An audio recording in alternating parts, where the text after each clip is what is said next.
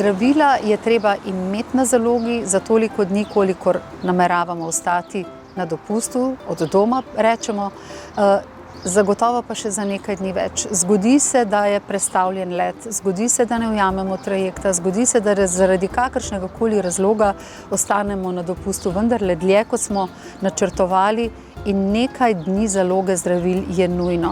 Vedno nastanejo potem problemi, v tujini imajo morda zdravila drugačno ime, so drugače dostopna, težko je priti do recepta, tako da zagotovimo si, da imamo zdravila v originalnih ovojninah, da jih bomo spoznali ne samo po velikosti in barvi, tudi po imenu, da so zraven navodila, če pridemo v kakršne koli dileme ali izzive, da so shranjena na hladnem, da so v naši ročni prtljagi in ne v bagažniku letala in ne v prtljažniku avtobusa. Morda že prtljažnik avta zahteva eno posebno ustavljanje, če bi karkoli potrebovali. Zdravila naj bi bila vedno pri roki in tudi svojci naj bi vedeli, katera in kakšna zdravila nekdo jemlje. Še nekaj, kar je neugibna prtljaga za tujino, je zdravstveno zavarovanje.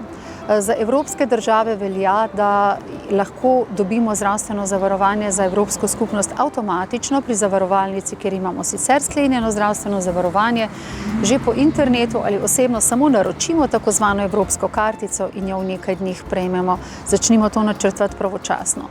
Če pa potujemo dlje, recimo izven Evropske skupnosti, na druge celine, potem priporočam sklenitev mednarodnega zdravstvenega zavarovanja.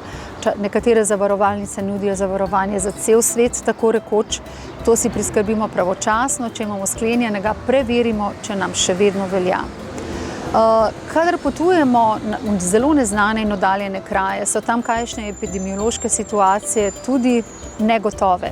Prav zato ima Nacionalni inštitut za javno zdravje posebno ambulanto za popotnike, tja se lahko naročimo, imejmo natančen načrt potovanja s seboj, tudi znotraj posamezne države, recimo če je to Indija, moramo vedeti, kje se bomo gibali, ker se znotraj tako velikih področij tudi razlikujejo razmere in tam nam bojo znali svetovati, kako glede zaščite z morda s kakšnimi zdravili ali celo glede cepljenja, ki ga tudi tam lahko opravimo.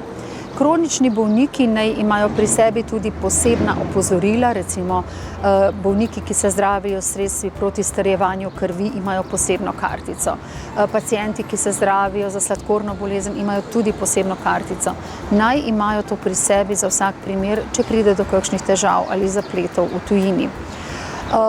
Tisto, kar bi bilo še recimo pomembno, je to, da načrtujemo, kje in kako bomo dopustovali, v kakšnih razmerah. A je tam vroče, a je tam hladno, a bo to našemu zdravju primerno, a ta hotel ima zračno hlajenje ali ga nima, a so kamor gremo sploh drevesa. Zgodilo se mi je že, da so ljudje šli na katerega od atlantskih otokov, kjer praktično na plaži ni bilo nobene sence, so bili razočarani. Majčkeno se pozanimajmo vnaprej, zaradi interneta je to zdaj danes vse mogoče.